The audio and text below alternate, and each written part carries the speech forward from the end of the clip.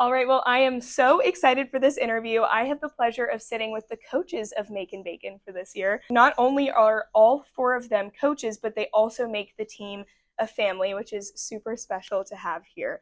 So, to my right, we have Danny Duarte. He is the new head coach of the Bacon this year. Very exciting. Congrats. Thank you. So he was the assistant coach of Macon last year and currently coaches at Minot State University during the school year. And then next to him, we have Easton Waterman.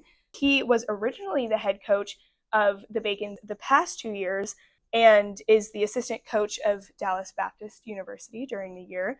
So he was planning to come back to Macon this year for his 3rd season, but received an incredible offer from the Miami Marlins. So awesome. Congratulations. So then next to him is his father, John Waterman, and then Scott Edwards on the end. They are both assistant coaches for the Bacon. And thank you guys so much for being here. Yep. Yeah, Wouldn't want to be anywhere else. So what's so unique about this group is that John and Scott used to coach Easton and Danny throughout their childhood, and now they all have the unique opportunity to kind of coach alongside each other, which is super unique. So Danny, can you explain your relationship with John and Scott? Yeah, so they've been my coaches since we were 8 years old. So they're pretty much like my father in a sense, to where I go to Scott's house with his son because we played together and we'd fish. I think I was over at John's house almost more than my own house.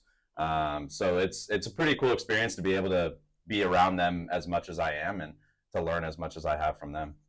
So Easton, what have you learned from these 2 guys that you hope to pass along in your coaching career? Yeah, that's a good question. I think, like you said, like growing up playing for my dad and Scott, I think the biggest thing that I've learned is it's when you get into coaching, it's not all about the baseball and the people and the players you come across are what make good coaches. Like the relationship aspect of coaching is super important, and obviously I am fortunate enough to where I played for my dad, and so like that relationship was already super strong, and being around Scott, a majority of my life and being good friends with his son, it's I had the unique opportunity to see like how much a relationship can impact a player, and so I think that's something that's been super helpful for me in my coaching career thus far, is like being able to connect with players, caring about them as people, and you do that and you show them that you care about them and they're not just, a player on your roster. I think you get the most out of your players, and I think for me that's what's been the most fun about coaching and being here in Macon, is being able to take what I've learned from them in that aspect and then applying it here. Clearly, you've been very successful with that so far, so nice job. Thank you. So Easton was the first to join Makin' Bacon. You guys are all from Redding, California. What on earth brought you all the way across the coast to Makin' Bacon? How did you guys decide to join him? Especially Scott, because, Danny wants to keep furthering his career and play with his, coach with his friend. And then John, your son's here. I can see why you would want to coach alongside him. What brings you here, Scott? These guys did. Yeah. It was an interesting story when it came up that John was going to come out last year and help them out. And I kind of looked at them and they kind of looked at me and they thought, oh, he might want to come out too next year. And then I went, uh-oh, what did I get myself into? And then it was a couple months later when they were both in town for, I think, the Christmas break. And as soon as I knew Easton got into town, I got a call and they wanted to take me to lunch. And I'm like, oh man, I know what this is all about. Here it comes. And I had already had a conversation with my wife about it. And she was like, have at it, go, man. It'll be fun. And, I knew, because whenever you're around baseball, you want to be around people that you enjoy and you want to be around good baseball. And I knew that this was going to be an opportunity and it was a short-term type of thing. And I knew it would just be fun. When the 4 of us, whenever we get together, it doesn't matter if it's on a baseball field, wherever. We always have a good time and laugh and joke and kid, and it carries on. And what better place to have that take place than in a clubhouse or on the baseball field? Did your family come with you to Macon? My wife has been here for a little while. She came out for about a week, and so she's headed back home. But yeah, I'm going to be out here for the remainder, most of the season. So a short little break. So Easton, how did Yeah. you originally hear about Making Bacon? What brought you here? Yeah, so let's see, I think it was the summer of 2021. It was 2021. I played in the CPL for the Holly Springs Salamander, and the head coach at the time was Kevin Soiney, who before he was a head coach in Holly Springs, he coached here in Macon. And so I played for Coach Soiney in Holly Springs in the CPL, and him and I got together great. Like, so I was a catcher, and then when he played, he caught, so we bonded over that a little bit, and we just had a really, really good relationship. I liked playing for Kevin a lot, and I expressed my interest in getting into coaching once I was done playing. I just kind of picked his brain. I was like, how'd you get in? You know, what's that look like for me? Like, I think that's what I want to do after I'm done playing. And so we talked about that, and then I graduated college in the spring of 22, and Kevin called me, and he's like, hey, you still want to get into coaching? And I was like, yeah, of course. My plan is to go back to the school I graduated from and be a grad assistant there. And he goes, okay, well, he's like, I got the head job in Macon, and if you're serious about it, I think this would be a really cool opportunity for you to kind of get into coaching for the first time. And so he hired me, and so that was my first summer here in Macon. It was the summer of 22. I was an assistant for Kevin, who I played for prior in the CPL, and then Kevin, received a job offer that wouldn't allow him to be here for that following summer, and we had a good enough relationship, and he trusted me enough to then take over as the head coach, and that's how I've been here. So yeah, it originally started by playing for Coach Kevin Soiney, and then he asked me to come on, and yeah, it's been 3 years now. So then when did you come into the mix, Danny? So I honestly didn't have interest in coaching at the college level at the time, but I couldn't pass up an opportunity to be a grad assistant at Minot State with one of my good friends, Tanner Wickham. And then I told Easton that I was going, and he said, well, do you want to come to Macon before you go to get some experience? And I said, absolutely. So it was really just a phone call with him, and him just trusting me and giving me the opportunity to come out here. And I couldn't ask for a better place to be to start my college coaching career. So, but yeah, it's been great so far. And I mean, I'm grateful for the opportunity that he was able to give me. So, yeah. Yeah, and I mean, you worked your way up to head coach, so that's very incredible. Yeah. So you hear about the job at Miami Marlins. How did that kind of play out, and who was the first to know about it?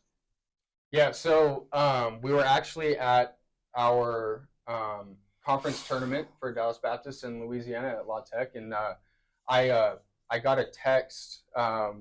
So the tournament started on Thursday. Wednesday we had all the teams practice, and so I was actually on the field throwing BP, and my phone's back in my backpack in the dugout. And so after we got done with practice, I went and checked my phone, and I saw that I had a text from a number that I didn't know, and it said, "Hey Easton, this is Gabe Kapler with Miami Marlins.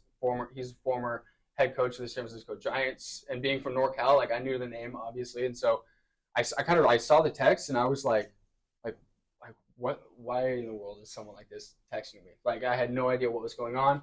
And then so we hopped on the phone, and I guess how it happened is just, and that's the really cool thing about the baseball world is like you hear people say it all the time, like it's such a small world, and like everyone seems to know someone that and so it just happened with word of mouth, and I guess they had reached out to someone else about a potential job offer that I had been around before, and then my name got thrown out when that conversation happened, and then before I know it, we were in contact and we talked a little bit, and then a couple days later, sat down and kind of did a little interview with them, and then a few days later, they sent me an offer, and I accepted it, and the first people to know were definitely my parents. Like when he first reached out to me, I was still kind of in, like I said, it was in shock a little bit. I was like, why in the world is someone like this on my phone, and how'd they get my number was my first thought. I was like, how in the world does he get my number?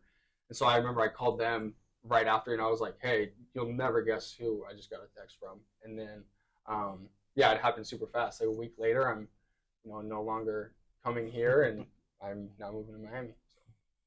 Congratulations. Very exciting. I can't believe you didn't even know that was coming. I figured this was something that you maybe applied for. Wow. No, it's nothing that like I had really had in my sights. I knew that this last year at DBU was going to be my last year because I finished my grad assistant program, and I was looking to eventually find a full-time position, whether that be at DBU or somewhere else. My plan was really to just come here and spend the summer here, and then just kind of hopefully figure something out along the way. Like there was definitely some unknown, and some nerves there with like, hey, what's next? And I didn't really know. I wasn't really applying to anything at the time because, like I said, we were still playing and I was focusing on our season. And then, yeah, this just kind of fell in my lap randomly. And, 2 weeks later, it's like now I'm moving to the East Coast. So, John, how did you feel hearing that news? Very excited. My wife and I have always been supportive of him and all of our kids. And, we're huge. I'm a huge baseball guy. All my life. And, he, like I said, coached him all growing up. Watched him play and was, able to be on the field with him and then be able to, now coach with him. And seeing him grow as a coach has been more exciting to me than as a player. Because it's about people, and I'm a people person. I love people and I love the relationships I built with kids over the years. And just knowing that he's going to be able to have that experience, I'm excited to see, where it takes him. And I get more excited of listening to other guys talk about him and how excited they are. That's what gets me excited, I bet that's emotional a surreal experience. And he said that he learned from both of you guys to prioritize the person behind the player. Yeah. And so that's great to see that that's coming true. Yeah. Danny, moving up to head coach. Yeah. Very exciting. Oh, yeah. I imagine that was a mix of emotions because kind of a surprising promotion, you could say.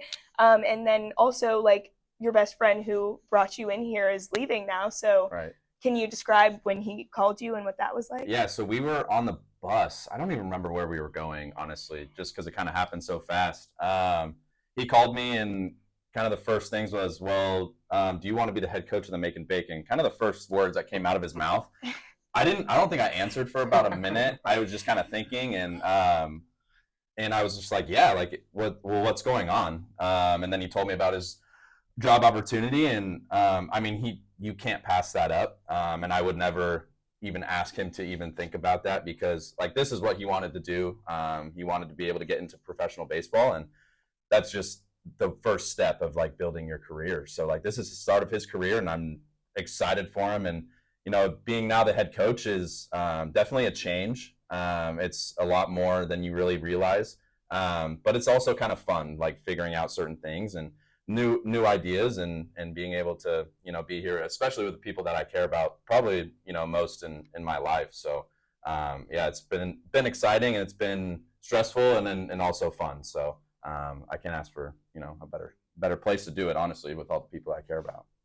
The hardest part was keep knowing and not being able to say anything to, and guys knowing they're like, hey, is Easton going to be here?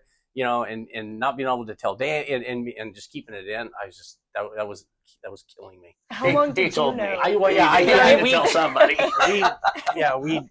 We probably read each other's minds at the time. So, how long did you know before telling Danny? Probably a week. Yeah, about a week, I think. Wow. A week. Yeah. And seeing him basically every day, I bet that's really hard. Well, because it's like you don't want to say anything, but then situations come up and you're like, okay, well, I know certain things, but I can't say anything. Yeah. So, and even with the players too, because they would come up, hey, when, can't wait for Easton to get here, and I'm like, yeah, me neither, but he's not, And part of me was disappointed because I'm like, for me, I was like, I can't wait, because I get to see him, and because I only get to see him, but 3 months out of the year, and I was excited for him to be here and be able to coach again and stuff with him, but obviously super excited what happened, and now he's here to visit, so it's all worked out, So I hear you're pursuing your master's. Mm-hmm. Yeah, so I will, in December, I'll graduate with a master's in sports management from Minot State.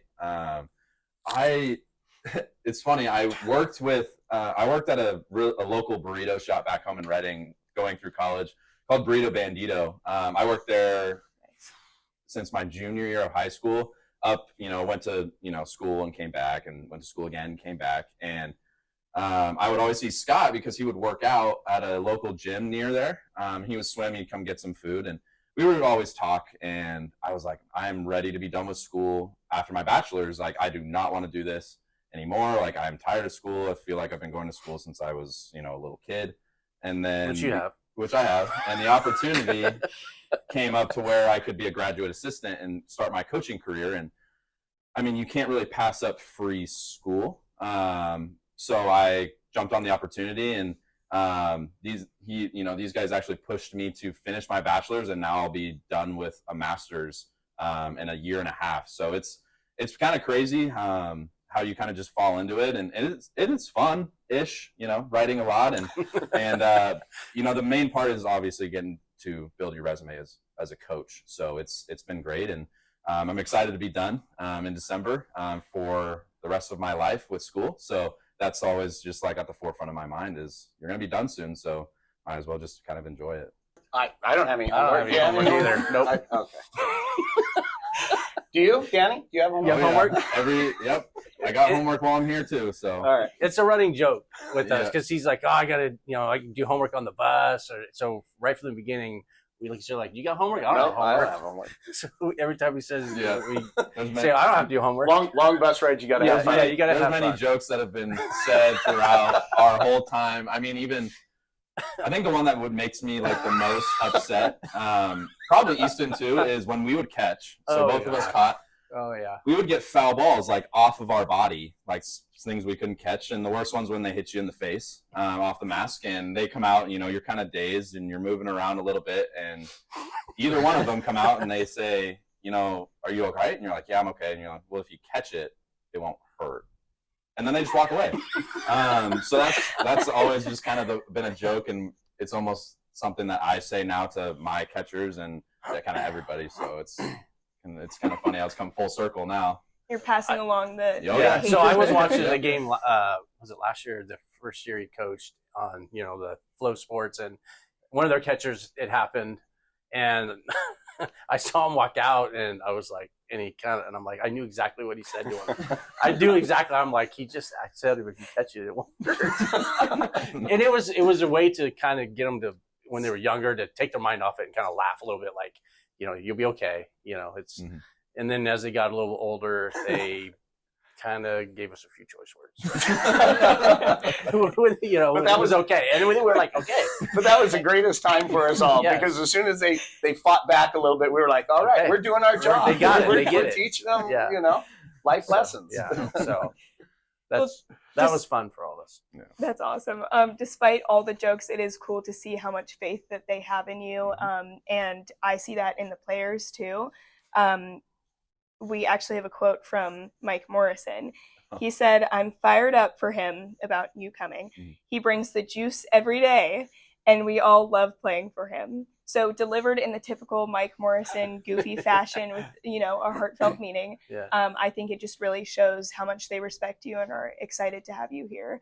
Are you ready for the challenge? I guess you've been doing it for a couple weeks. Yeah, I'm excited for the opportunity. Even we only have a few guys from last year, so it's nice to see those guys. But it's really nice to see new faces and build relationships. And I still talk to a handful of the guys from last summer, and I assume Easton's the same way. And I want those, like the guys here now, to feel like they can come to me with almost anything, because I've been through a lot, and these guys have been through a lot as well. And we're a good resource to just talk to. And so the relationships that we build here is unmatched. So yeah, I'm excited for the opportunity, and I couldn't ask for a better group of guys, and excited to just kind of continue the summer and have some fun. So. Yeah, and so we're 3 weeks into the season, like I mentioned. How are you feeling so far? And this goes for you guys too. Feeling good. But definitely just a grind. You play a lot of games, and it's fun though, because you get a lot of bus rides. You get to know personalities, and kind of get to figure out everybody.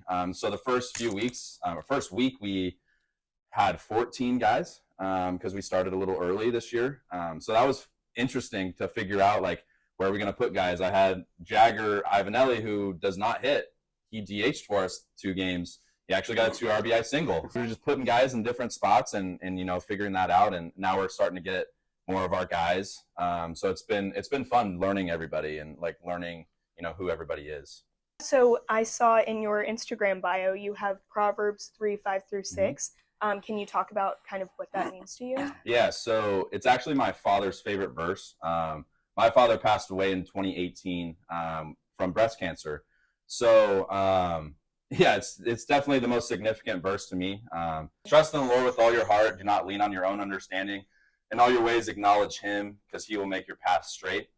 So especially right now, like being now the head coach, is like I'm putting a lot of trust in Him and pushing me in the right direction, because I know this is my path now, and just kind of holding back a little bit, not trying to do too much, and just like trusting, His path for me, because you can't really get to think about other things like the future and all that kind of stuff, because if you do that, then you kind of don't lean on Him, and you just lean on yourself, and that can be very difficult. So but yeah, that's my favorite verse. It's actually tattooed on my arm, for my dad. So yeah, it's always just on my mind, and it's always, it's my lock screen on my phone, so it's just always around, and Always with you. Always He's with me. with you. Yep. That's awesome. Mm-hmm. Well, thank you so much for sharing that. Yeah.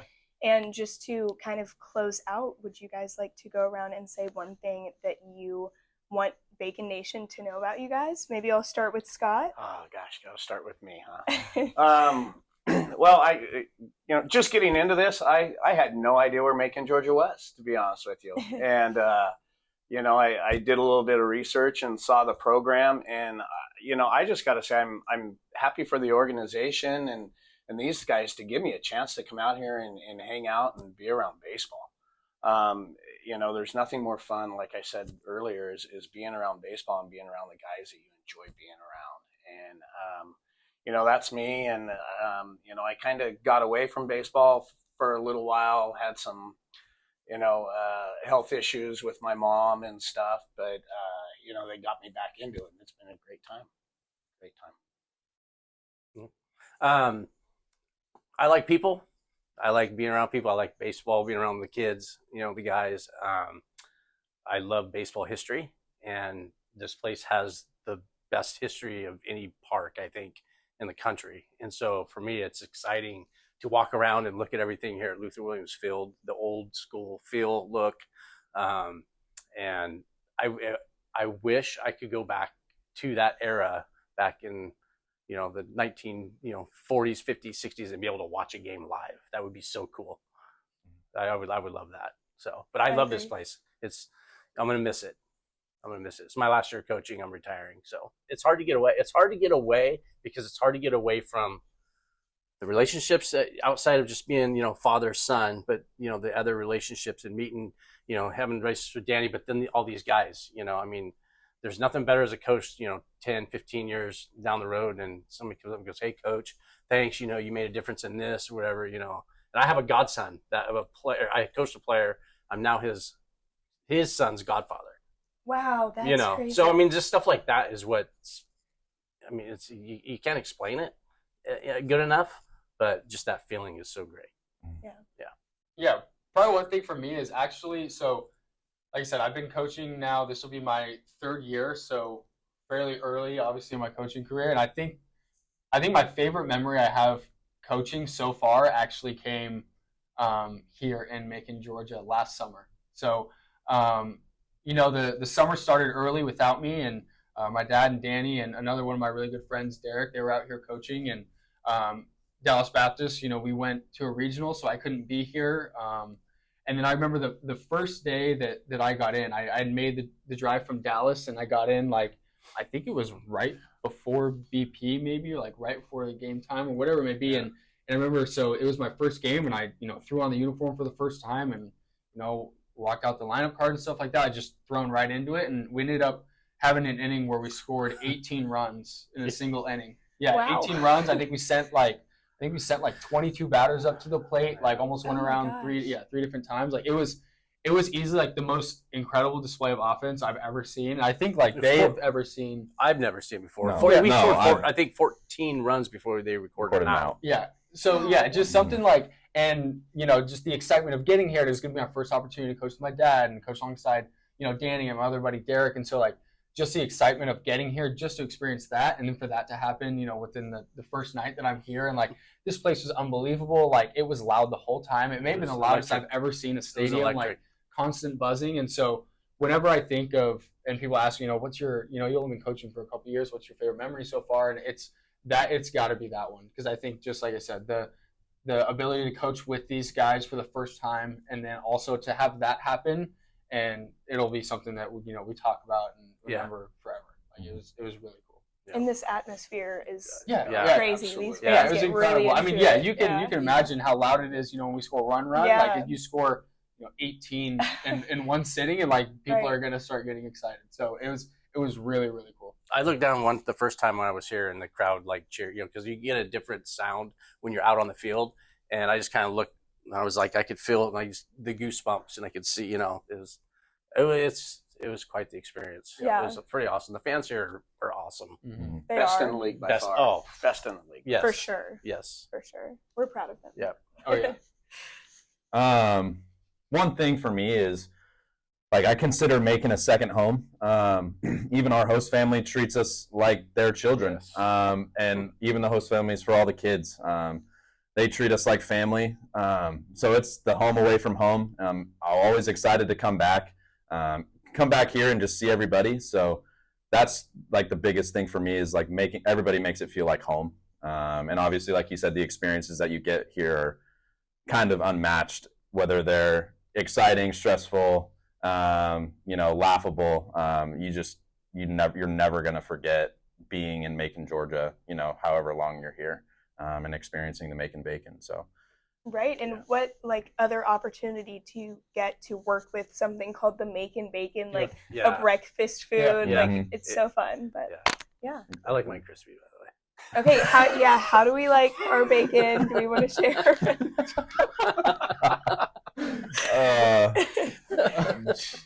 I'm more crispy, yeah. Fair. Yeah, crispy. With eggs, anyway. So like Anyway, with turkey eggs. bacon Yeah, or Oh no, Just regular. we're original. We're Okay. OG. Yeah. but you'll have it chewy if someone gives it to you. Oh yeah, yeah. Wow. Bacon's Okay. bacon. Yeah. I agree. That's okay. I had it this morning for breakfast, by the way. Yeah. Go bacon. Staying true to the Go mascot. bacon. We won't tell Kevin about that. Yeah. Okay. Yeah, no. Don't Yeah. tell Kevin. Okay, well, thank you guys so much. This Yeah. was such a fun interview. You guys are super awesome, and I loved being able to experience the dynamic that you guys have. It's really special. Yeah. Well, thank you for Thank doing you. it. Yeah. Thank you. It means a lot to us.